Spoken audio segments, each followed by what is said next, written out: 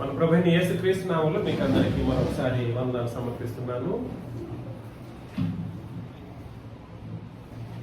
ఈరోజు మనం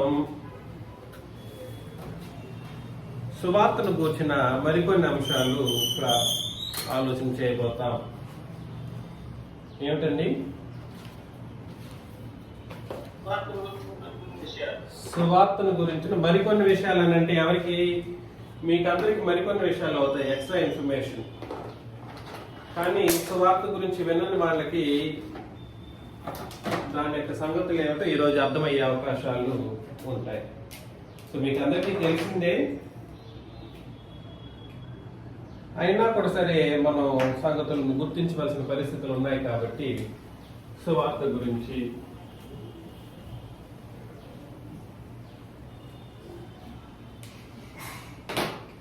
సువార్త చెప్పండి. సువార్త అనగానేమిటి?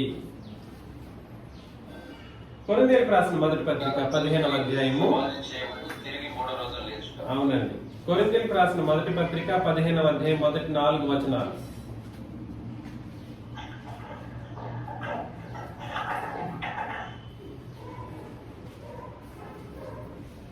చదవండి. కొరింథీయులకు రాసిన మొదటి పత్రిక 15వ అధ్యాయం మొదటి 4 వచనాలు.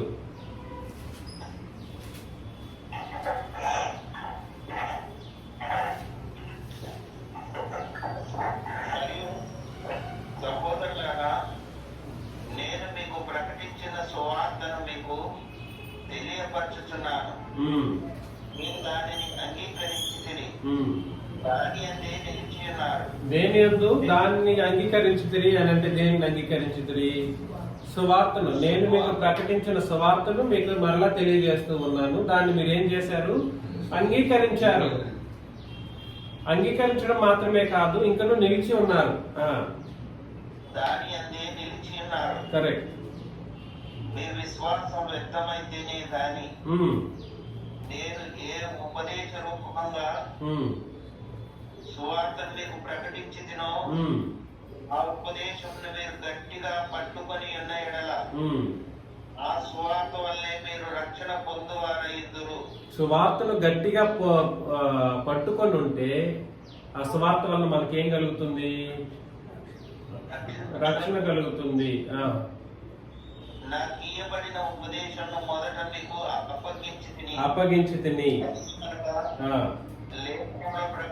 లేఖనముల ప్రకారం మన పాపముల నిమిత్తమును మృతి పొందెను, సమాధి చేయబడెను, లేఖనముల ప్రకారం 3వ దినమున లేపబడెను.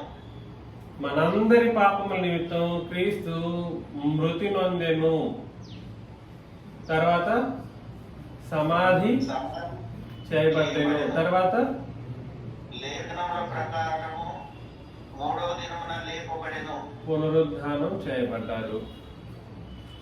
దీన్ని ఏమంటారు? సువార్త అని అంటారు అన్నమాట. కాబట్టి క్రీస్తు మన పాపముల నిమిత్తము మృతి పొందెను, సమాధి చేయబడెను, పునరుత్థానము చెందెను, లేదా తిరిగి లేచెను, లేదా తిరిగి లేపబడెను అనే ఒక సంగతిని ఏమంటారంటే సువార్త అని అంటారు. ఈ సువార్త ఎంత గొప్ప గొప్ప పరిస్థితులను మానవ జాతికి అనుగ్రహిస్తుందో చాలా చాలా క్షుణ్ణంగాను అర్థవంతంగాను మనం పరిశీలన చేయవలసినటువంటి బాధ్యత మనుషులుగా మనకందరికీ ఉంది, పరిశుద్ధులుగాను మనకందరికీ ఉంది. కాబట్టి సువార్త అంటే ఏదో కాదు, ఏదో ఊహించుకోవాల్సిన అవసరం లేదు. క్రీస్తు యొక్క మరణ, సమాధి, పునరుత్థానం అనేది మనందరి పాపముల కొరకు జరిగింది అని చెప్పడాన్ని సువార్త అని అన్నప్పుడు దీని ద్వారా ఏం కలుగుతుందని కూడా చెప్పాము. దీని ద్వారానే రక్షణ కలుగుతుంది. కాబట్టి ఈ రక్షణ సువార్తను మనం వినకుండానే ఆయన మరణ, సమాధి, పునరుత్థానాన్ని బట్టి సంగతులను గ్రహించకపోతే అది సువార్తగా పిలువబడడానికి అవకాశం లేదు. ఈ సువార్త సరైన విధానంలో గ్రహించి బాప్తిస్మం తీసుకొని రక్షించబడి ఉన్నట్లయితే అది ఆశీర్వాదకరం. లేదు అని అంటే మాత్రం అది ఆశీర్వాద కారణం అవుతుంది, కానీ శాప కారణం అవుతుంది అన్నటువంటి సత్యాన్ని మనం గుర్తించాలి. కాబట్టి దయచేసి మిమ్మల్ని నేను ప్రేమతో హెచ్చరిస్తున్న విషయాన్ని గుర్తించండి. సువార్త అనేది క్రొత్త నిబంధనకు సంబంధించింది. ఏ నిబంధనకు సంబంధించిందండి? సువార్త అన్నది క్రొత్త నిబంధనకు సంబంధించిందే కానీ పాత నిబంధనకు సంబంధించింది కాదు. ధర్మశాస్త్రము లేదా పాత నిబంధన రెండు ఒకటే అయినప్పటికీ ధర్మశాస్త్రము క్రొత్త నిబంధన అయితే ఒకటి కాదు. ధర్మశాస్త్రము క్రొత్త నిబంధన రెండు ఒకటి అవుతుందా? పాత నిబంధన క్రొత్త నిబంధన రెండు ఒకటి అవుతుందా? ఒకటి అవడానికి అవకాశం లేదు. ఈ విషయం మనకు అర్థం అవ్వాలి. దయచేసి ఈ విషయాన్ని మీరు గుర్తించాల్సిన అవసరం ఎంతైనా ఉంది. మానవుడు పాపం చేసినప్పుడు ఏమవుతాడండి? పాపం వల్ల వచ్చే జీతం ఏమిటి? పాపం వల్ల వచ్చే జీతం ఏమిటి? మరణం. పాపం వల్ల వచ్చే జీతం ఏమిటి? మరణం. పాపం వల్ల మనిషి మరణించినప్పుడు ఏం జరుగుతుంది? జీవం అనేది ఈ జీవం అనగానే ఏమిటి? ఆత్మ యొక్క ఒక ఆత్మలో ఉన్నటువంటి ఆత్మను నడిపించేటువంటి ఒక సాధనం. మనిషి ఉన్నాడు, మనిషి శరీరం ఉంటది, మనిషి శరీరం లోపల ఆత్మ ఉంటది. మనిషి శరీరం లోపల ఏముంటది? ఆత్మ ఉంటది. ఈ ఆత్మ లోపల ఏముంటది అని అంటే జీవం ఉంటది. ఆత్మను నడిపించేది జీవం. ఇది శరీరం. ఇది మాత్రం ఇది ఉంది చూడండి, ఇది పై అవుటర్, అది ఏమిటది? ఆత్మ. కాబట్టి దశలోనికలకు రాసిన మొదటి పత్రిక 5వ అధ్యాయం 23లో, దశలోనికలకు రాసిన మొదటి పత్రిక 5వ అధ్యాయం 23లో మీ ఆత్మయు శరీరమును జీవమును అని అంటాడు అన్నమాట. ఏంటండి?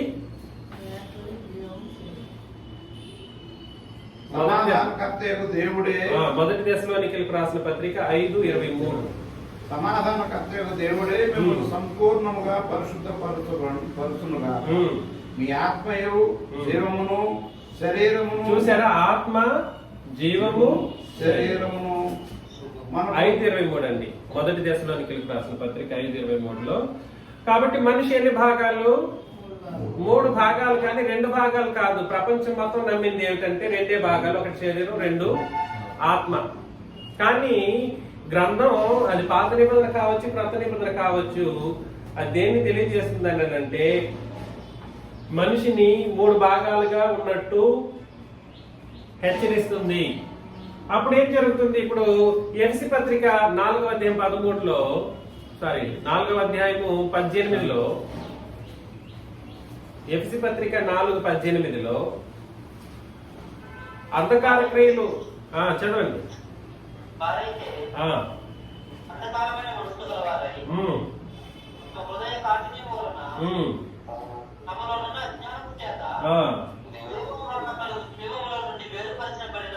దేవుని వలన అంధకార క్రియలు చేస్తే దేవుని వలన కలుగు జీవం ఏం చేయబడుతుంది? చూడండి, గుర్తు పెట్టుకోండి. పాపం చేసినప్పుడు జీవం అనేది ఏం చేయబడుతుంది? వేరు చేయబడుతుంది. అప్పుడు ఎన్ని భాగాలు? అమ్మా, ఇది మీరు గుర్తిస్తున్నారా? జీవం అనేది పాపం చేసినప్పుడు జీవం అనేది వేరు చేయబడుతుంది. అప్పుడు ఎన్ని భాగాలు? ఆత్మ, శరీరం 2 భాగాలు ఉంటాయి. ఈ ఆత్మలో జీవం అనేది తొలగించబడుతుంది అనమాట. దీన్ని ఏమన్నాడంటే మరణించిన స్థితి అని అంటారనమాట. వేరు చేయబడిన స్థితిని, ఆత్మలో జీవాన్ని తొలగించిన స్థితిని మరణించిన స్థితి అని అన్నాడు. అందుకని పాపం వల్ల వచ్చే జీతం ఏమిటనంటే మరణం. మరణం అంటే పాపం చేసిన ప్రతి ఒక్కడు భౌతికంగా చనిపోవట్లేదు, ఆ మరణం గురించి మాట్లాడట్లేదు, భౌతిక మరణం గురించి మాట్లాడట్లేదు. ఆత్మలో జీవాన్ని తొలగించే స్థితిని ఏమంటారంటే మరణము అని అంటారనమాట. ఇది ఆత్మ సంబంధమైన మరణం. అప్పుడు మనిషిలో 2 భాగాలే ఉంటది, ఒకటి శరీరం ఉంటది, బాగానే ఉంటాడు, అంత సాధారణంగా ఉన్నట్టే కనిపిస్తూ ఉంటుంది. వాడిని నడిపించే ఆత్మ కూడా ఉంటుంది, కానీ మన ఆత్మలోనైతే జీవం అనేది ఉండదు. వచ్చిన గొడవ ఏమిటంటే, ఇది దుడి చేస్తా,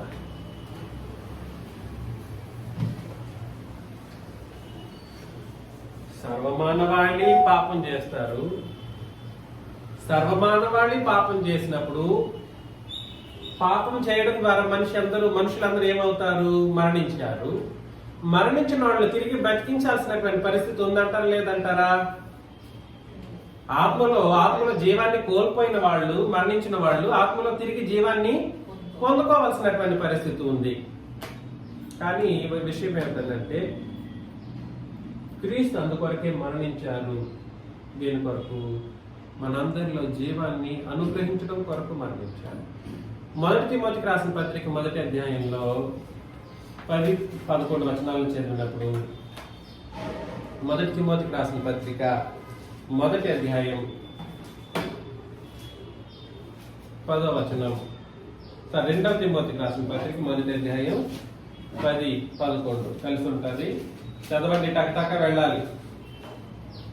మన క్రియలను బట్టి కాక తన స్వకీయ సంకల్పమును బట్టి అనాది కాలం నుండి క్రీస్తు యేసునందు మనకు అనుగ్రహింపబడినది, క్రీస్తు యేసును మన రక్షకుని ప్రత్యక్షత వలన బయలుపరచబడి నదినైన తన కృపను బట్టి మనలను రక్షించి పరిశుద్ధమైన పిలుపుతో ఆయన మనలను పిలిచాను. ఆ క్రీస్తు యేసు మరణమును నిరర్థకము చేసి, ఏ మరణాన్ని? భౌతికమైన మరణాన్ని నిరర్థకం చేయలేదు యేసు ప్రభు. ఎవడు మరణించకూడదు అనేది యేసుక్రీస్తు యొక్క మరణానికి కారణం కాదు. ఆయన మీరందరూ యుగ యుగాలు భూమి మీదనే శరీరంతో బ్రతికిపోవడం కొరకు ఆయన మరణాన్ని నిరర్థకం చేసే కోణంలో ఆయన చనిపోలేదు. మరణమును నిరర్థకం చేసేనంటే భౌతికమైన మరణం కాదు, ఆత్మ సంబంధమైన మరణం. ఆత్మలో జీవం కోల్పోయినటువంటి స్థితిని మరణం అని అంటారు. ఆ మరణం అనే స్థితిని యేసు ప్రభు ఏం చేశారంటే నిరర్థకం చేసి జీవమును సువార్త వలన వెలుగులోనికి తెచ్చిన. కాబట్టి సువార్తలో ఏముందనంటే, నాయన నువ్వు పాపం చేయడం ద్వారా మరణించావు, అయితే నీకు జీవము అక్షయత అవసరం. కాబట్టి క్రొత్త నిబంధన యొక్క బాధ ఏం చెబుతుందనంటే, సువార్త సరిగ్గా వినబడినప్పుడు నీలో ఏం కలగడానికి కారణమవుతుంది? జీవము, అక్షయత. నిన్ను బ్రతికించుటకు కారణం క్రొత్త నిబంధన మాత్రమే అవుతుంది తప్ప వేరే ఏ నిబంధన నీకు పనికిరాదు. అదే విషయాన్ని మరొక కోణంలో మాట్లాడతాడు రోమిలకు రాసిన పత్రికలో 8వ అధ్యాయం 1-2 వచనాలు.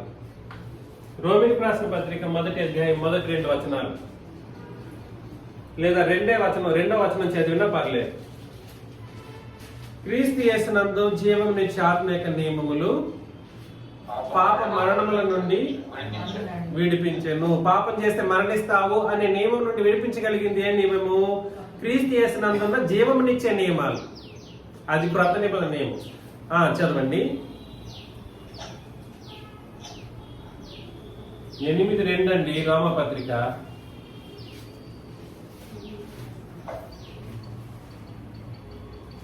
క్రీస్తు యేసునందు జీవమునిచ్చు ఆత్మ యొక్క నియమము పాప మరణముల నియమము నుండి నన్ను విడిపించెను. ఎట్లనగా ధర్మశాస్త్రము దేనిని చేయజాలకపోయింది. ధర్మశాస్త్రం ఏం చేయజాలకపోయింది? జీవమునిచ్చే కార్యక్రమాన్ని చేయజాలి. అది క్రీస్తు యేసునందున్న జీవమునిచ్చే నియమం అయితే ఏం చేసిందంటే నీలో జీవాన్ని ఇస్తుంది. మన మానవ జాతికి మరణించినప్పుడు ఏం చేసిందనంటే, నాయన జీవము అక్షయత నీ కొరకు ఉందని క్రొత్త నిబంధన సువార్త తెలియజేస్తే ధర్మశాస్త్రం దాన్ని చేయలేకపోయిందా? చేయగలిగిందా? జీవాన్ని ఇచ్చే విషయంలో ఇది ఫెయిల్ అయింది. ఏమైంది? ఇది జీవము ఇవ్వలేని స్థితి, చేయజాలకపోయింది. నీలో జీవాన్ని ఇచ్చే కార్యక్రమాన్ని పాత నిబంధన సమర్థవంతంగా చేయగలుగుతుందా? చేయలేదు. కాబట్టి 2 ఒకటి అవుతుందా? అమ్మా, ఇది అర్థం కావాలి. 2 ఒకటి అవుతుంది. అదేమో జీవమునిచ్చే కార్యక్రమంలో ఫెయిల్ అయిందని అన్నాడు, ఇదేమో జీవం నిత్య కార్యక్రమంలో ఇదే మీకు ఉన్నటువంటి ఏకైక మార్గం అన్నటువంటి సత్యాన్ని క్రొత్త నిబంధన చేత మనకు తెలియజేసింది. పాయింట్ 1. పాయింట్ 2,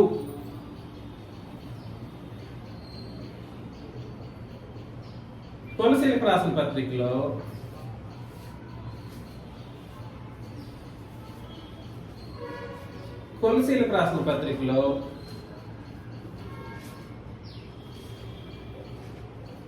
మొదటి అధ్యాయం 5-6 వచనాలు. కొలసీలకు రాసిన పత్రిక మొదటి అధ్యాయం 5-6. మీ యొద్దకు వచ్చిన సువార్త మధ్యమునకు వచ్చిన బోధ వలన ఆ నిరీక్షణ గురించి మీరు ఇంతకుముందు వింటిరి. మీ సువార్త సర్వలోకములో ఫలించుచు వ్యాపించుచున్నట్టుగా మీరు దేవుని కృపను గురించి విని సత్యముగా గ్రహించిన నాటి నుండి మీలో సైన్యము ఫలించుచు వ్యాపించుతున్నది. కాబట్టి దేవుని యొక్క ఈ సువార్త వలన సర్వమానవాళికి దేవుని యొక్క కృప ప్రత్యక్షమైందంట. ఈ సువార్తలు ఏమొచ్చిందండి సువార్తలో? కృప. నాయన, నువ్వు మరణించావు, నీకు అవసరం ఉంది, ఉచితమైనటువంటి క్రీస్తు మరియు తండ్రి యొక్క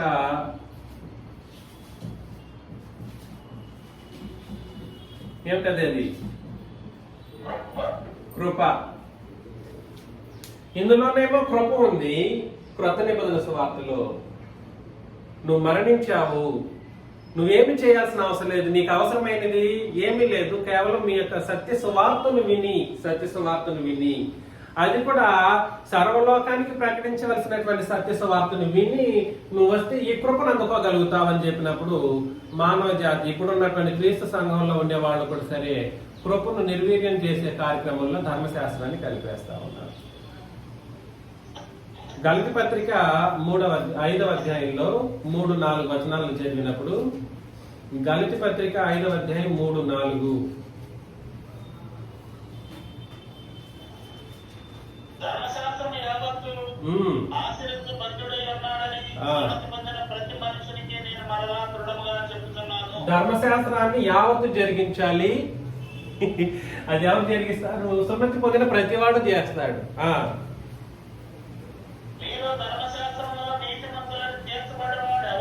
ఎవడైనా కూడా సరే ధర్మశాస్త్రాన్ని బట్టి నీతిమంతుడిగా తీర్చబడితేనంట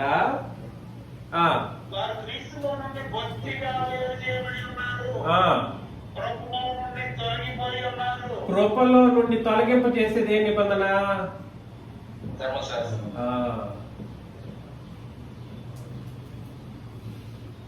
ఇదేమో నీకు కృపను అనుగ్రహించే నిబంధన సువార్త.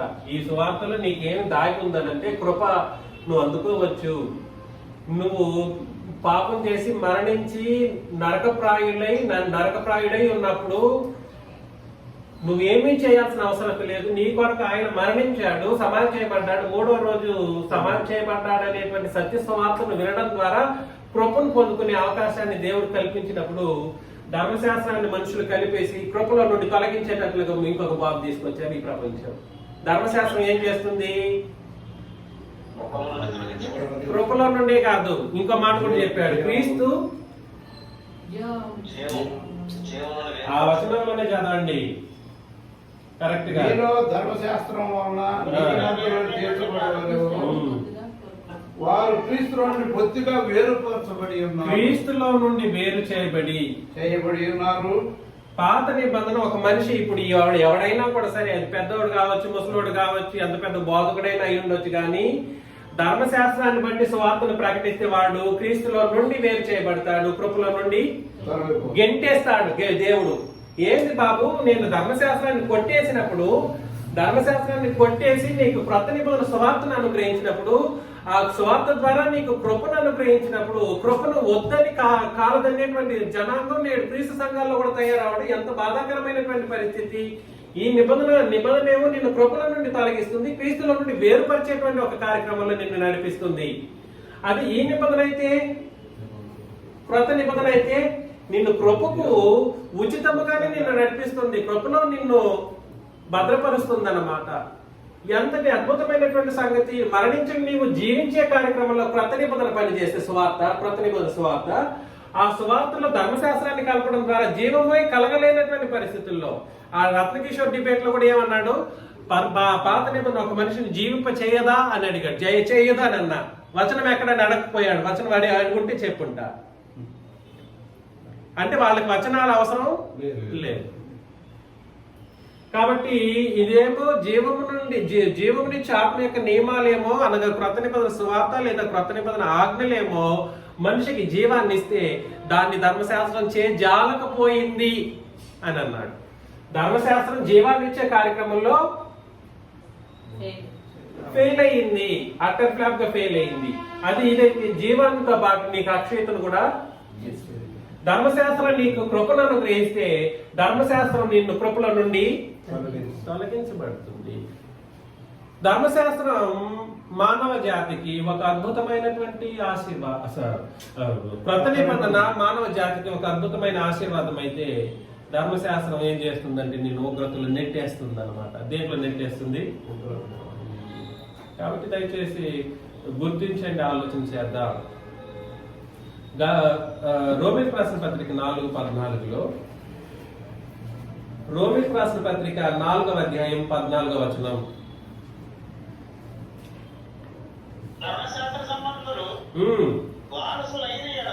4:15 చదువు.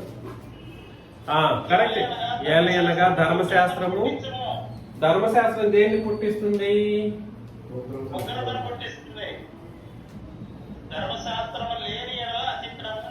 అతిక్రమం లేకపోతుంది. ధర్మశాస్త్రం ఉగ్రతను పుట్టిస్తుంది. క్రొత్త నిబంధన దేన్ని పుట్టిస్తుంది?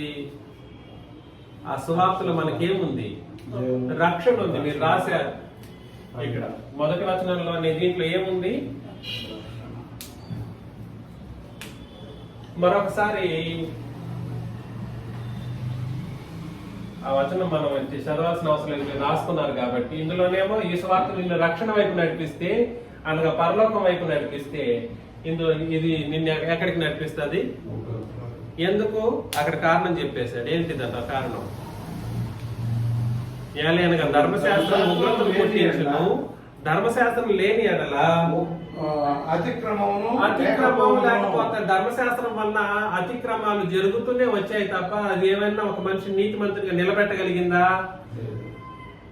మీరు కానీ రోమపత్రిక అదే 3వ అధ్యాయంలో 21-22వ వచనం మీరు చదివినప్పుడు అక్కడ ఏమంటాడంటే, ధర్మశాస్త్రం వల్ల ఏ ఒక్క మనిషి క్రీస్తు యేసునందు విశ్వాసము 23 అందరూ పాపం చేసి దేవుడు గురించి మనం పొందలేకపోతున్నారు. కాబట్టి నమ్మువారు ఆయన కృప. కాబట్టి ధర్మశాస్త్రం వలన ఏ మనిషి కూడా సరే ఏం చేయలేకపోతాడు? నీతిమంతుడిగా తీర్చబడకపోవడానికి కారణం ఏంటంటే అది పాపమును తొలగించే విషయంలో అంత సరిగ్గా పని చేయలేదు. పాత నిబంధన కాలంలోనే సరిగ్గా పని చేయలేదు. అది ఎక్కడికి నడిపిస్తుంది అని అంటే ఉగ్రతకు నడిపిస్తుంది. ఇది రక్షణకు నడిపిస్తుంది, నిత్య రక్షణ. సో ఏమిటి వ్యత్యాసం గుర్తించగలుగుతున్నామా మనం? 66 పుస్తకాలు ఒకటే సంగతిని మనకు బోధించదు. ఇది క్రొత్త నిబంధన ఏమో నిన్ను జీవానికి పాత్రునిగా చేస్తుంది, అక్షయత వైపు నడిపిస్తుంది. ధర్మశాస్త్రం ఏమో దాన్ని చేజాలకపోయింది. ఆ మాట అలాగే రాశారు, మీరు చదివారు లేదు? ధర్మశాస్త్రం చేజాలకపోయాను అని అన్నాడు.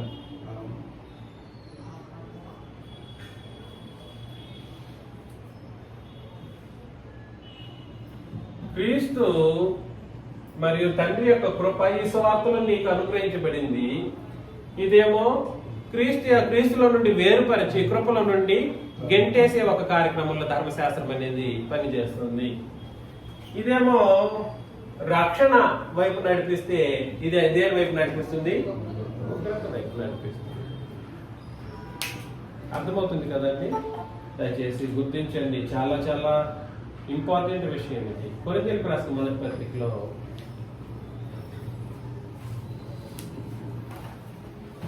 కొరింథీయులకు రాసిన మొదటి పత్రిక 1వ అధ్యాయం 17 నుండి చదవాలి యాక్చువల్గా.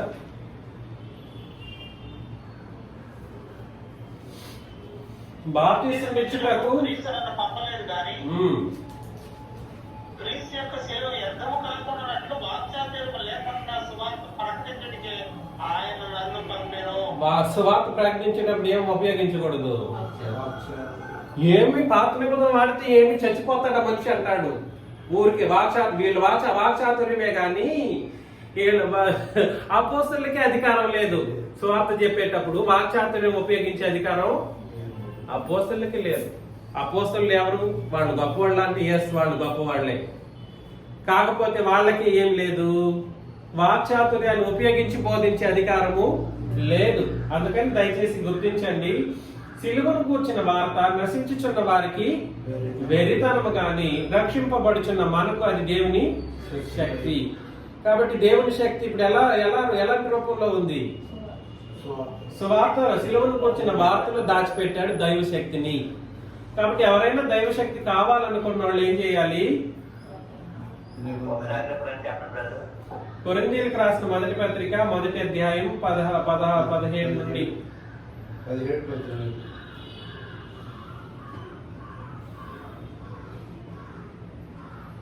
2వ అధ్యాయంలో, అదే 2వ అధ్యాయంలో ఏం చెప్పాడు? ఈ 2వ అధ్యాయంలో 7వ వచనం నుండి మనం చదివినప్పుడు, దేవుని జ్ఞానము మర్మమైనట్టుగా బోధించుచున్నాం, ఈ జ్ఞానం మరుగైయుండెను, జగదుత్పత్తికి ముందుగానే దీనిని దేవుడు మన మహిమ నిమిత్తము నియమించెను, అది లోకాధికారులలో ఎవనికి తెలియదు, అది వారికి తెలిసి ఉండని ఎడల మహిమా స్వరూపియగు ప్రభువును సిలువ వేయక పోయి ఉందురు. ఇందును గూర్చి దేవుడు తను ప్రేమించి వారి కొరకు ఏది సిద్ధపరిచిన అది కంటికి కనబడలేదు, చెవికి వినబడలేదు, మనుష్య హృదయమునకు గోచరమును కాలేదు. కాబట్టి దేవుని యొక్క జ్ఞానం అనేటువంటి దేవుని శక్తి అనేది ఏదైతే ఉందో, అనగా అది దేవుని శక్తి ఏ రూపంలో ఉంది? ఇప్పుడు సువార్త రూపంలో ఉంది. ఈ దేవుని శక్తి ఎప్పుడు బయలుపరచబడింది? ఇందులోనేమో క్రొత్త నిబంధనలో దైవశక్తి కనపరచబడింది. క్రీస్తు శిలువ వేయబడడానికి మునుపు అది ఎలా ఉంది? మర్మముగా ఉంచబడింది. ఎక్కడి నుండి ఎక్కడి వరకు మర్మంగా ఉంచబడింది? జగదుత్పత్తికి ముందు నుండే మర్మంగా ఉంచబడింది. ఈ మర్మంగా ఉన్నదాన్ని మేము కనిపెట్టామని నాదుడు ఎవడైనా ఉంటే చెప్పొచ్చు, అసలు ఎవరు కనిపెట్టలేదన్నమాట. ధర్మశాస్త్రంలో ఈ క్రొత్త నిబంధన సువార్త లేదా దైవ శక్తి అనేది ఎలా ఉంచబడింది? మర్మంగా ఉంచబడింది. మర్మాలు చెప్పాలంటే చెప్పుకోవచ్చు, ఎన్ని మర్మాలు. నేను కూడా అవసరమైతే నన్ను చెప్పమంటే కూడా కొన్ని అబద్ధపు మర్మాలు ఎన్నైనా సృష్టించగలను, వందలాది మర్మాలు సృష్టించగలను. అలా నేను పెద్ద సృష్టికర్త అయిపోతాను. కాకపోతే ఈ క్రొత్త నిబంధనకు సంబంధించినటువంటి దైవశక్తి అనబడినటువంటి సువార్త ఏదైతే ఉందో, ఈ సువార్త లేదా ఈ జ్ఞానము ఎలా ఉంచబడిందండి? మర్మముగా ఉంచబడింది. ఎప్పుడు మర్మంగా ఉంచబడింది? అనాది కాలం నుండి క్రీస్తు మరణం వరకు మర్మంగా ఉంచబడింది. ఇది క్రొత్త నిబంధనలో ఏం చేయబడింది? బయలుపాటులోకి వచ్చింది. కాబట్టి రెండు ఒకటి అవుతుందా? సువార్తలోనేమో ఈ క్రొత్త నిబంధన సువార్తలేమో దైవశక్తి అనబడినది బయలుపాటులోకి వస్తే ఇది మర్మంగా ఉంచబడింది అన్నప్పుడు రెండు ఒకటి అవుతుందా? ఇక్కడైతే లేదు, ఇక్కడైతే ఇది వచ్చింది. విశ్వాసం మూడవ ముఖ్యమైనది. ఐదవ ముఖ్యమైనది విశ్వాసం అనేది కూడా సరే ధర్మశాస్త్రంలో వెల్లడి కాలేదని అన్నాడు. గలతీ పత్రిక 3:23లో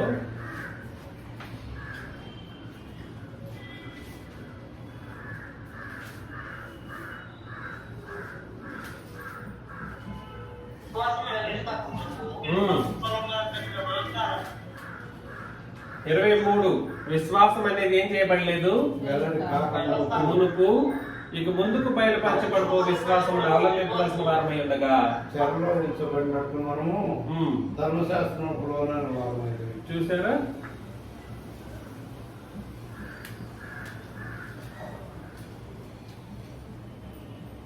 దయచేసి గుర్తించండి, ధర్మశాస్త్రం ఎంతకాలం అయితే ఉన్నదో అంతకాలం ఏం లేదు. విశ్వాసం భద్రమైన విశ్వాసం లేదు. కరెక్ట్. ధర్మశాస్త్రం ఎంతకాలం అయితే చెల్లుబాటులో ఉన్నదో అంతకాలము ఏం వెల్లడి కాలేదు?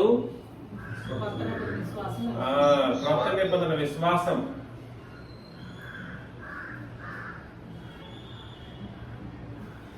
దయచేసి గుర్తించండి. ఏదో అల్లాటప్పగా చదువుకునేసి నేను రక్షణ పొందేశాను, నేను సువార్త విన్నాను, రక్షణ పొందాను, పోయాను, వచ్చానంటే కుదరదు. నీకు నిబంధన ప్రకారం నువ్వు కార్యాలు జరిగించబడిందో లేదో అర్థం కావాల్సిన అవసరం ఉంది. అందులోనేమో మనకు సంబంధించిన విశ్వాసం ధర్మశాస్త్రం ఉన్నంత కాలం కూడా సరే వెల్లడి కాలేదు. మనకు సంబంధించిన విశ్వాసం క్రీస్తు యొక్క శిలువలో నుండి ఏం చేయబడింది? వెల్లడి చేయబడింది. రోమపత్రిక 16, 25, 27 వచనాలు చదివినప్పుడు సమస్త జనుల విశ్వాసమునకు విధేయులగునట్లు అనాది కాలం నుండి రహస్యముగా ఉంచబడి ఇప్పుడు ప్రత్యక్షపరచబడిన మర్మము అని అన్నాడు. ఎప్పుడు ప్రత్యక్షపరచబడిన మర్మము? అపోస్తులు క్రీస్తు యొక్క మరణం నుండి అపోస్తులు ప్రకటించడం ప్రారంభించినప్పటి నుండి ప్రత్యక్షపరచబడింది ఏమిటి? సమస్త జనుల విశ్వాసం. ఇది ఎవరి విశ్వాసం? ఇది సమస్తమైన అన్ని జనులు.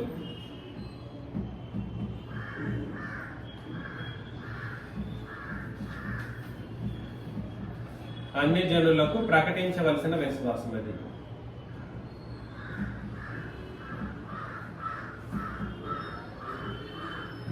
అది ఇది ధర్మశాస్త్రంలో ఈ విశ్వాసం ఎలా ఉందంట? ధర్మశాస్త్రంలో ఎలా ఉంటుంది? పాత నిబంధనలు అది మర్మంగా వెల్లడిపరచబడలేదు అన్నాడు. డైరెక్ట్ వెల్లడిపరచబడలేదంటే అర్థం ఏమిటి? అందులో లేదు అని అర్థం. ఈ విశ్వాసము, ఈ సమస్త జనులు ప్రకటించవలసిన విశ్వాసం ఎక్కడ లేదు? పాత నిబంధనలో లేదు. లేని దాన్ని ఉన్నదాన్ని రెండు కలిపి ఏం బోధిస్తారు? ఏ విశ్వాసాన్ని బోధిస్తారు? ఇందులోనేమో వెల్లడి కాలేదని అన్నాడు, దేవుడే చెప్పాడు. ఇందులో వెల్లడి పరచబడింది అని అన్నాడు అపోస్తులు ప్రకటించడం ద్వారా. వెల్లడిపరిచిన దాన్ని, ఆ లేఖనాలను లేని లేఖనాలను కలిపేసి ఏ విశ్వాసాన్ని బోధిస్తారు? ఏమైనా అర్థమవుతుంది నేను చెప్పడానికి ప్రయత్నం చేస్తున్నది? అసలు అంత చతికిల పడింది, సర్వప్రపంచం మోసపోయింది. లేని మాటలను సృష్టించి మాట్లాడారు మనుషులు. ఇందులోనేమో వెల్లడి కాలేదు విశ్వాసం. ఏదిలో? ధర్మశాస్త్రంలోనైతే విశ్వాసం అనేది వెల్లడి కాలేదు, ఇందులో వెల్లడి పరచబడింది. రెండింటిని కలిపి ఏ విశ్వాసాన్ని బోధిస్తారు? అది మోసపూరితమైనటువంటి విశ్వాసం. తెస్సలోనికీయులకు రాసిన మొదటి పత్రిక 2వ అధ్యాయం 9 నుండి 10 వచనాల్లో చదివినప్పుడు, తెస్సలోనికీయులకు రాసిన మొదటి పత్రిక 2వ అధ్యాయం 9, 10 వచనాలు. అవును సహోదరులారా, మా ప్రయాసము కష్టము మీకు జ్ఞాపకం ఉన్నది కదా. మేము మీరు ఎవరికైనా భారంగా ఉండకూడదని రాత్రి మగళ్ళు కష్టము చేసి ఏమో చేయొచ్చు మీకు దేవుని సువార్త ప్రకటించింది. కాబట్టి రాత్రి మగళ్ళు కష్టపడి దేవుని సువార్తను చెప్పారు. మేము విశ్వాసులైన మీ ఎదుట ఎంత భక్తిగాను నీతిగాను అనింద్యంగాను ప్రవర్తించుతామో దానికి మీరు సాక్షులు. దేవుడును సాక్షి. తన రాజ్యమునకును మహిమనకును మిమ్మల్ని పిలుస్తున్న దేవుడికి తగినట్టుగా మీరు నడుచుకున్నవారని మేము మీరు ప్రతి వారిని హెచ్చరించు. వాళ్ళు ఎలా బ్రతికారంటే అనింద్యముగాను భక్తిగాను నీతిగాను, సరే, అనింద్యముగాను భక్తిగాను నీతిగాను బ్రతికారు. దేన్ని బట్టి? స్వార్థను బట్టి. స్వార్థను తెలియజేస్తూ వాళ్ళు ఇలా బ్రతికారు. ఆ విషయం అదే కదా అన్ని చెప్పింది. కష్టం చేసి వాళ్ళు స్వార్థను ప్రకటిస్తూ దేవుని స్వార్థను ప్రకటించేటప్పుడు వాళ్ళు అనింద్యంగా అంటే నిందలేని ప్రజలుగాను భక్తిగాను నీతిగాను బ్రతికారు. అర్థమవుతుందా? అది ధర్మశాస్త్రం అయితే ఈ స్వార్థను బట్టి వీళ్ళు ఎలా బ్రతికారు? నీతిగా బ్రతికారు. ధర్మశాస్త్రం ఏం చేస్తుంది? నిన్ను ధర్మశాస్త్రం నీతిగా నిన్ను నడిపించగలదా? ఇప్పుడు ధర్మశాస్త్రము నిన్ను నీతిగా నడిపించగలదా? గలతీ పత్రిక 5వ అధ్యాయంలోనే అక్కడే చెప్పేశాడు.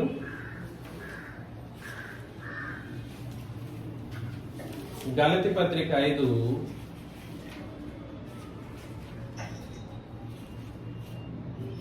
12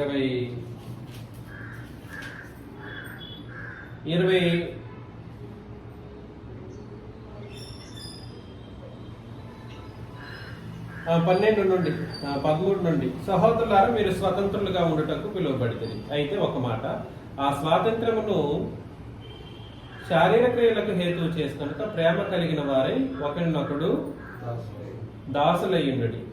ధర్మశాస్త్రం అంతయు నిన్ను వలె నీ పొరుగు వారిని ప్రేమించమని ఒక్క మాటలో సంపూర్ణమై ఉన్నది. అయితే మీరు ఒకరినొకరు ఖర్చుకొని భక్షించిన ఏమైపోతారు? ఒకరినొకడు బొత్తిగా నశించిపోదరేమో, ఒకరి వలన ఒకడు బొత్తిగా నశించిపోదరేమో అని చూసుకోండి అని చెప్పేసి అంటూ వస్తూ ఏమంటున్నాడంటే, క్షమించండి, సరే 3వ అధ్యాయంలోకి వెళ్ళిపోదాం. 3 గలతి పత్రిక 3:9-10 వచనాలు. కాబట్టి విశ్వాస సంబంధులే విశ్వాసము గల అబ్రహాముతో కూడా ఆశీర్వదించబడదు. ధర్మశాస్త్రం విధించిన క్రియలకు సంబంధులందరూ శాపమునకు లోనై ఉన్నారు. దేనికి లోనై ఉన్నారు? శాపమునకు లోనై ఉన్నారు. ఎందుకనగా ధర్మశాస్త్ర గ్రంథమందు రాయబడిన విధులన్నీ చేతి ఎందు నిలకడగా ఉండని ప్రతి వాడిని ఏమైపోతాడు? శాపగ్రస్తుడు అయిపోతాడు. 12లో నీతిమంతుడు విశ్వాస మూలముగా జీవించును. ధర్మశాస్త్రము విశ్వాస సంబంధమైనది కాదు గాని దాని విధులను ఆచరించువాడు వాటి వలనే జీవించును. ఆత్మను గూర్చిన వాగ్దానం విశ్వాసం వలన మనకు లభించినట్లు అబ్రహాం పొందిన ఆశీర్వచనము యేసుక్రీస్తు ద్వారా మనలను ధర్మశాస్త్రం యొక్క శాపము నుండి విమోచించెను. అర్థం చేసుకోండి, ధర్మశాస్త్రం నిన్ను అనింద్యముగా భక్తిగా నీతిగా నడిపిస్తే అది నిన్ను ఎక్కడికి తీసుకెళ్లిపోతుంది? ధర్మశాస్త్రం అయితే శాపము, ఒకటి శాపం వైపు నడిపిస్తుంది. 2 అందులోనే నీతి గురించే మాట్లాడుతూ రోమపత్రిక 3వ అధ్యాయంలో రోమపత్రిక 3:21 రోమపత్రిక 3:21లో ధర్మశాస్త్రమునకు వేరుగా దేవుని నీతి బయలుపరచబడుచున్నది. దేనికి వేరుగానండి? ధర్మశాస్త్రమునకు వేరుగా ఏ నీతి వచ్చింది? 3:21 రోమపత్రిక 3:21లో ధర్మశాస్త్రమునకు వేరుగా దేవుని నీతి బయలుపడుచున్నది. దానికి ధర్మశాస్త్రమును ప్రవక్తలను సాక్ష్యం ఇస్తున్నారు. అంటే ఈ నీతి వేరు, ఈ నీతి ధర్మశాస్త్రం యొక్క నీతికి వేరైన నీతి మరొకటి క్రొత్త నిబంధన నీతి అనేది వచ్చింది. 2 వేరుపాట్లు మనకు అర్థమవుతుంది. ఆ వ్యత్యాసాలు, వేరుపాటు అంటే అది వేరు ఇది వేరు అని చెప్పి వ్యత్యాసం. ఇది వేరు, ధర్మశాస్త్ర నీతి వేరు, క్రొత్త నిబంధన నీతి వేరు అని చెప్పేటువంటి నీతి అనేది వేరుపాటుకు సంబంధించి మాట్లాడుతున్నాడు. ఈ క్రొత్త నిబంధన సువార్త ఒక మనిషిని ఎక్కడికి నడిపిస్తుందని అంటే అనింద్యం వైపుగా, పాపరహితమైనటువంటి మనిషిగాను, భక్తిగా బ్రతికేటువంటి మనిషిగాను, నీతి కలిగినటువంటి మనిషిగాను నిన్ను నడిపిస్తుంది. అయితే ధర్మశాస్త్రము దేని వైపు నడిపిస్తుంది? శాపం వైపును. ఈ నీతి ఇప్పుడున్నటువంటి ఈ నీతిని దీనికి వేరైనటువంటి వేరొక నీతి వస్తుంది. అది అబద్ధపు నీతి లేదా అపవాది నీతి అని కూడా చెప్పవచ్చు. ఇప్పుడు దీని ప్రకారం నడిచేవాడు ఎవడైనా కూడా సరే ధర్మశాస్త్రం ప్రకారం లేదా ధర్మశాస్త్రాన్ని కలిపి బోధించడం ద్వారా సువార్తను నీతిమంతునిగా నడిపించగలరా? నడిపించలేడు. ఎందుకంటే 24లో అక్కడ నుండి అక్కడే చెప్పేస్తాడు. 24 నేను చదువుతాను.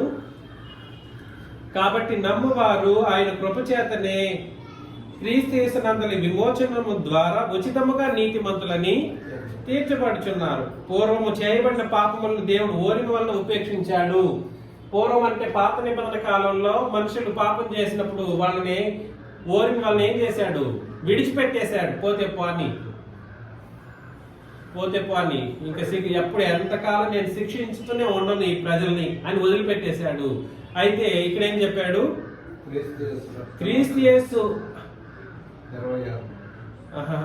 పూర్వం చేయబడిన పాపములను దేవుడు తన ఓరిక వలన ఉపేక్షించినందున ఆయన తన నీతిని కనపరచవలనని క్రీస్తు యేసు రక్తమునందలి విశ్వాసము ద్వారా ఆయనను కరుణాధారముగా ఎప్పుడు క్రీస్తు యేసు రక్తం ఎప్పుడు చిందించాడు? సిలువలోనే చిందించాడు. ఎక్కడ చిందించాడు క్రీస్తు యేసు రక్తాన్ని? సిలువలో చిందించాడు. ఈ సిలువ నుండే, అందుకే సువార్త, సమాధి లేదా పునరుత్థానం అనేటువంటి మాట, సిలువ అన్నటువంటి మాట ఒకటే, వేరే కాదు. ఈ సిలువ నుండే జీవము, అక్షయత, ఈ సిలువ నుండే సర్వమానవాళికి కృప, ఈ సిలువ నుండే దేవుని యొక్క మహాశక్తి, ఈ సిలువ నుండి విశ్వాసం అనేది బయలుపాటులోకి వచ్చింది. ఈ సిలువ నుండి నీకు అనుగ్రహించబడేటువంటి ఒక అద్భుతమైన అవకాశం వచ్చింది. కానీ ఆయన రక్తమునందలి విశ్వాసం ఎవరైతే ఉంచుతారో వాళ్ళని యేసు ప్రభు లేదా తండ్రిని దేవుడు ఒక మనిషిని ఎలా చేస్తాడు? నువ్వు ఎంత కరడు కట్టిన పాపైనా ఉండు, నీకు నీతి. అయితే ఇక్కడ నీకు వచ్చేది ఏమిటి? శాపం వస్తుంది. అది సరైనటువంటి నీతిగా ఉండదు, అది అపవాది కల్పించినటువంటి నీతిగా ఎంచబడుతుంది. కారణం ఏమిటంటే ధర్మశాస్త్రంలో పాపం బాగా పాపాన్ని విస్తరింపజేస్తుంది. ధర్మశాస్త్రం ఏం చేస్తుంది? పాపాన్ని విస్తరింపజేస్తుంది. రెండు ఒకటి అవుతుంది. అప్పుడు మళ్ళా స్వార్థ చెప్పేటప్పుడు క్రొత్త నిబంధన పాత నిబంధన అనేది ఏమిటో తెలియకుండా స్వార్థ చెప్పుకుంటూ పోతే నువ్వు ఏం ప్రకటిస్తున్నావు? నువ్వు ఎలా బాప్తిస్మం ఇస్తున్నావు? బోధకుడికే అలా ఆ జ్ఞానం లేదు, పొందుకున్న వాళ్ళకి జ్ఞానము లేకుండా పోతుంది.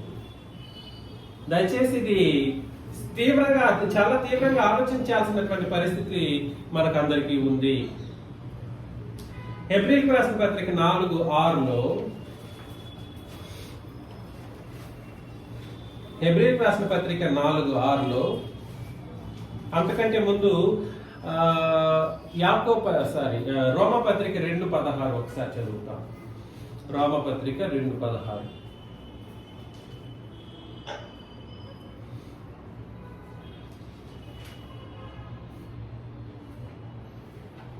రోమపత్రిక 2:16 చదవండి. దేవుడు నా సువార్త ప్రకారం, దేని ప్రకారం? సువార్త ప్రకారం యేసు క్రీస్తు ద్వారా మనుషులను రహస్యములను విమర్శించు దినమందు ఇలాగ జరిగింది. సువార్త ప్రకారం యేసుక్రీస్తు మరణం ప్రకారం లేదా సువార్త ప్రకారం మనుషుల్ని దేవుడు ఏం చేస్తాడు? రహస్యములను విమర్శించు వాళ్ళ రహస్యాలు, తీర్పు. కాబట్టి విమర్శ దినం అని అంటే ఏమిటంటే అండి తీర్పు అండి. ఇది కూడా మనుషులకు, సర్వలోక మానవాళికి. ఎవరికి అది? మానవాళికి తీర్పు దేని బట్టి జరుగుతుందంట? మరొకసారి చదవండి ఆ వచనాన్ని. దేవుడు నా స్వార్థ ప్రకారం యేసుక్రీస్తు ద్వారా మనుష్యుల రహస్యములను విమర్శించు దినమందు. ఏ దినం అది? విమర్శలు చేసే దినం తీర్పు దినం. ప్రభు దినం, తీర్పు దినం, విమర్శ దినం అన్న ఒకటే. కాబట్టి మానవాళికి సువార్త దేని బట్టి తీర్పు జరగబోతుంది?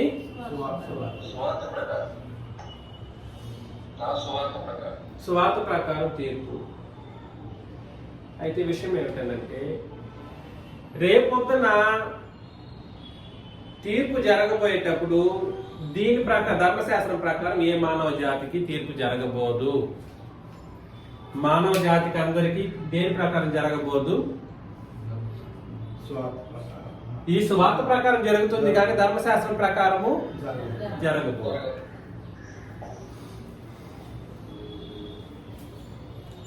దావీదు ఉన్నాడు పాత నిబంధనలో. ఎవరు? దావీదు ఉన్నాడు. దావీదుకి దేని బట్టి తీర్పు జరుగుతుంది? ధర్మశాస్త్రాన్ని బట్టి తీర్పు. దీన్ని బట్టి తీర్పా? ఎందుకు? అప్పుడు దావీదు ఉన్నాడా? ఇది క్రొత్త నిబంధన కాలంలో దావీదు ఉన్నాడా? ఉన్నాడా? దావీదు లేడు. దావీదు తర్వాత ఎప్పుడో 1000 సంవత్సరాల తర్వాత క్రొత్త నిబంధన వచ్చింది. ఎప్పుడు వచ్చింది? 1000 సంవత్సరాల తర్వాత క్రొత్త నిబంధన అనేది వచ్చింది, దావీదు ఉన్నప్పుడు కాకుండా. అలాగా ధర్మశాస్త్రం వలన ఏ ఒక్కడు కూడా సరే, తీర్పు కూడా సరే సర్వమానవ జాతి పొందుకోదు. సువార్త వలన ఇప్పుడు ఉన్నటువంటి ప్రజలు ఏం చేయబడతారు? తీర్పు తీర్చబడతారు. దశలోనికీయులకు రాసిన 2వ పత్రిక 1వ అధ్యాయము 6 నుండి చదువుతాం. నెక్స్ట్ దశలోనికలకు రాసిన 2వ పత్రిక 1వ అధ్యాయం 6 నుండి.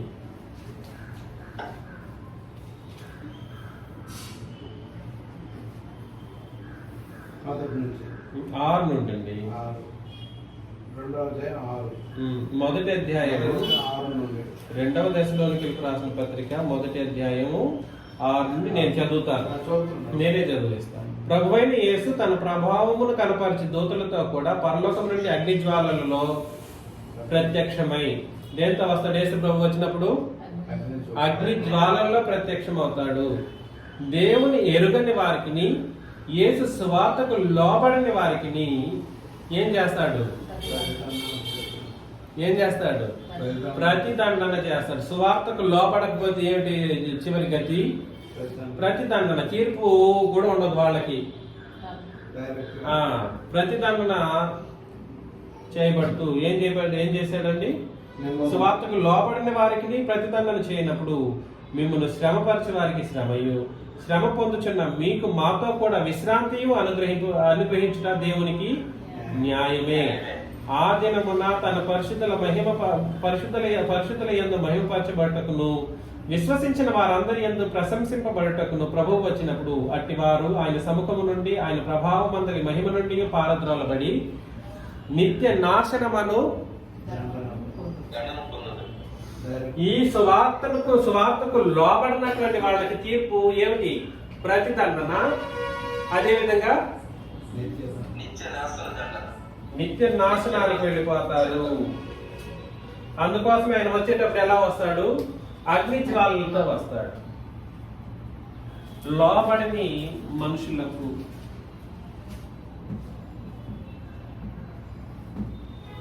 ఏమిటండి? ఏమిటి లోపల మనుషులకి ఏం జరుగుతుంది? ప్రతిదండన లేదా నిత్య నాశనం.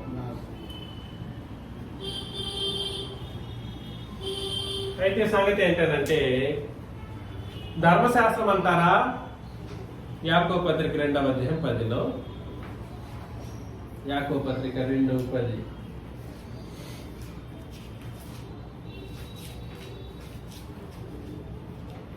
చదవండి.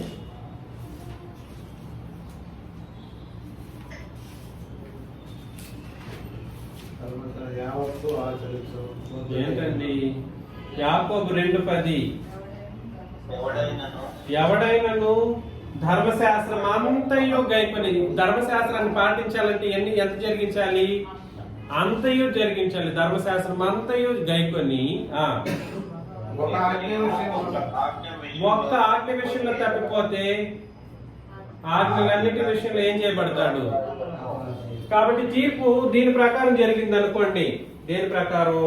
ధర్మశాస్త్రం ప్రకారం తీర్పు జరిగితే ఏం జరుగుతుంది?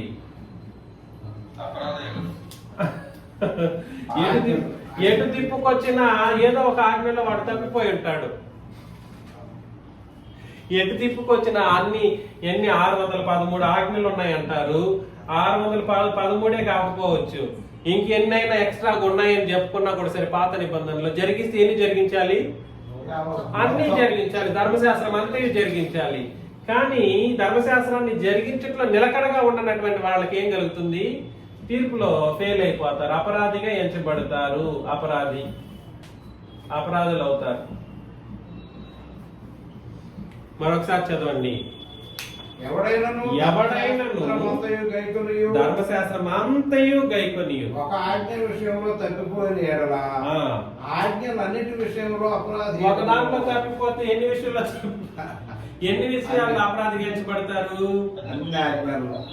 తిరిగి మరలా చుట్టుకొచ్చేస్తుంది. అందుకే పాత నిబంధన వల్ల వద్దు నాయన అని చెప్పింది. దాని వలన నువ్వు ఏమి పొందుకోలేవు, నీకేమి ప్రస్తుతానికి అది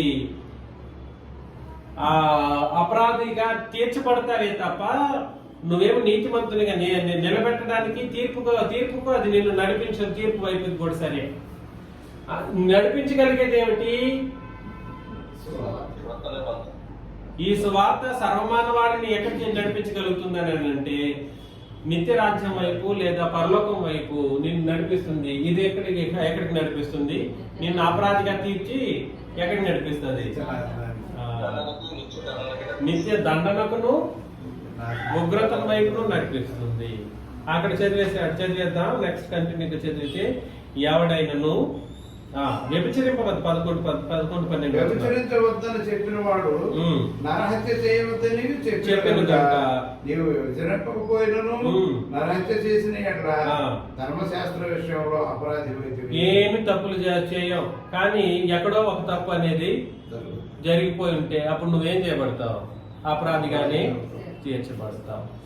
దేని ప్రకారం? అది ధర్మశాస్త్రం ప్రకారం. అయితే స్వాతంత్రం ఇచ్చిన ఇంకో నియమం గురించి మాట్లాడుతున్నాడు. అది ధర్మశాస్త్రం కాదు, స్వాతంత్రం ఇచ్చి నియమం చొప్పున తీర్పు పొందబో వారికి తగినట్టుగా మాట్లాడు. అలాగునే ప్రవర్తన. కాబట్టి మీ ప్రవర్తన గాని మాటలు గాని దేని ప్రకారం ఉండాలి? క్రొత్త నిబంధన ప్రకారం, క్రొత్త నిబంధన సువార్త ప్రకారం, సువార్త సత్యం ప్రకారం పెట్టుకోవాలి. ఇప్పుడు మనం తీర్పు తీర్చబడబోతాం అన్నమాట. తీర్పు పొందబో వారికి అంటే ఎప్పుడు ఫ్యూచర్ లో జరగబోయే ఒక సంగతి గురించి మాట్లాడుతున్నాడు. రేపొద్దున తీర్పు దీని ప్రకారం జరగాలనుకున్న వాళ్ళు ఎవరైనా ఉంటే ఇంకా జంతు బలులు సమర్పించుకొని ఇంకా పాత నిబంధన ప్రకారం కార్యక్రమాలు చేయాలి అని అనుకుంటే, లేదా దీన్ని బట్టి ఇది మేము జంతు బలులు సమర్పించట్లేదు, బోధ మాత్రం ఉపయోగించుకుంటున్నామంటే అలా చేసినా తప్పే. మేమేమి యేసుక్రీస్తుని తృణీకరించలేదు, ఆయన మరణాన్ని మేము కూడా అంగీకరిస్తున్నామని చెప్పుకునే వాళ్ళు ఎవరైతే ఉంటారో వాళ్ళు ధర్మశాస్త్రాన్ని ఒక ఆజ్ఞల్నే పాటించాల్సిన అవసరం లేదన్నట్టు చెప్పుకొని ధర్మశాస్త్రాన్ని ఇంకును వాడేటువంటి వాళ్ళకి దేవుడు ఇచ్చినటువంటి సమాధానం ఏమిటంటే, నాయన అది కొట్టివేయబడింది. ఏమిటది? ఎక్కడ కొట్టివేయబడింది? క్రీస్తు యొక్క సిలువలో అది కొట్టివేయబడింది. కాబట్టి అది నిన్ను ఎప్పటికీ నిన్ను ఏం చేస్తుంది? ఇప్పటికీ నువ్వు దాన్ని పాటించి తీర్పుకి సిద్ధమవుతావా అంటే సిద్ధమయ్యి వెళ్ళలేరు. ఎందుకనంటే అది నిన్నేం చేస్తుంది? దేని వైపు నడిపిస్తుంది? అపరాధాల వైపు నిన్ను నడిపిస్తుంది. ఇదేమో నేను ఎక్కడికి నడిపిస్తుంది? పరలోకం వైపు నడిపిస్తుంది. అందుకని హెబ్రీ పత్రికలో 4వ అధ్యాయం, హెబ్రీ పత్రిక 4:6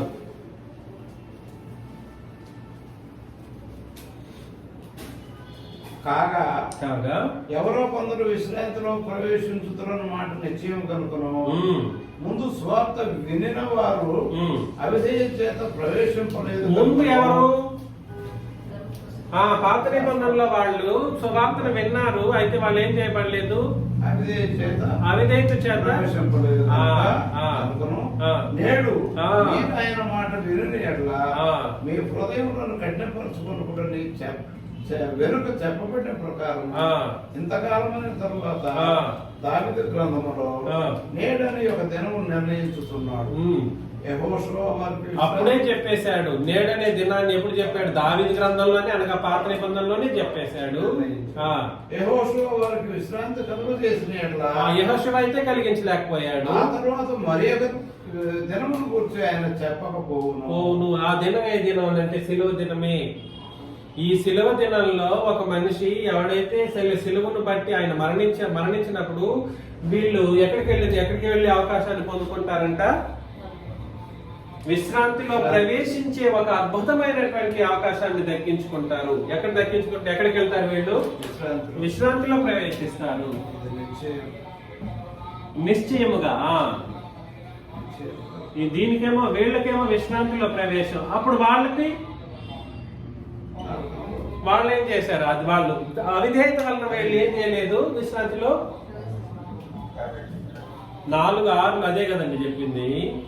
వాళ్ళు సువార్తను విన్నారు. అప్పుడు ఉన్నటువంటి సువార్త వాళ్ళు విన్నారు, అవిధేయ చేత ప్రవేశింపలేదు. వీళ్ళకేమో ప్రవేశం లేదు, వీళ్ళకేమో ప్రవేశము సులభంగా వచ్చింది. ఎప్పుడు నేడనే ఒక దినం. ఏ దినం అంటే సిలువలో యేసుక్రీస్తు మరణించిన దినం, లేదా మరణించి సమాధి చేయబడి 3వ రోజు తిరిగి లేచినటువంటి నేడనే ఒక దినం. ఆ దినం తర్వాత వచ్చినటువంటి ప్రజలు ఎవరైతే ఉన్నారో వాళ్ళకి మాత్రమే విశ్రాంతిలో ప్రవేశం, అనగా పరలోకంలో ప్రవేశం. వీళ్ళకి పరలోకంలో ప్రవేశము లేదు. వీళ్ళకి పరలోకంలో ప్రవేశం ఎప్పుడు వస్తుంది అని అంటే మనం పరలోకంలో వెళ్ళిన తర్వాత. హెబ్రీ పత్రిక 11వ అధ్యాయంలో చివరిగా లాస్ట్ అండ్ ఫైనల్ వచనం. హెబ్రీ పత్రిక 11వ అధ్యాయం స్పెషాలిటీ ఏమిటి? విశ్వాసుల పట్టిక అంటాం గాని విశ్వాసుల గురించి మాట్లాడుతూ అబ్రహాము, ఇస్సాకు, యాకోబుల గురించి మాట్లాడుతూ, మోషే గురించి మాట్లాడుతూ, సంసోను గురించి మాట్లాడుతూ, ఆ పాత నిబంధన భక్తుల గురించి మాట్లాడుతూ వస్తూ 39-40 వచనాలు ఏమన్నాడు? వీరందరూ తమ విశ్వాసం ద్వారా సాక్ష్యం పొందిన వారి విశ్వాసం ద్వారా వాళ్ళు సాక్ష్యం పొందిన వారైనను మనము అంటే సంఘము లేకుండా సంపూర్ణులు వాళ్ళకి ఏమి లేదు. అబ్రహాం లాంటి మహనీయుడికి ఏమి లేదు. సంఘం పరలోకంలో ప్రవేశించనిదే వీళ్ళకి సంపూర్ణత అనేది కలగదు. మ్యూట్ లో పెట్టండి భాస్కర్ గారు. సంఘము పరలోకంలో ప్రవేశించనిదే పాత నిబంధన భక్తులకి ఏమి లేదు, సంపూర్ణత కలుగుకున్నట్లు.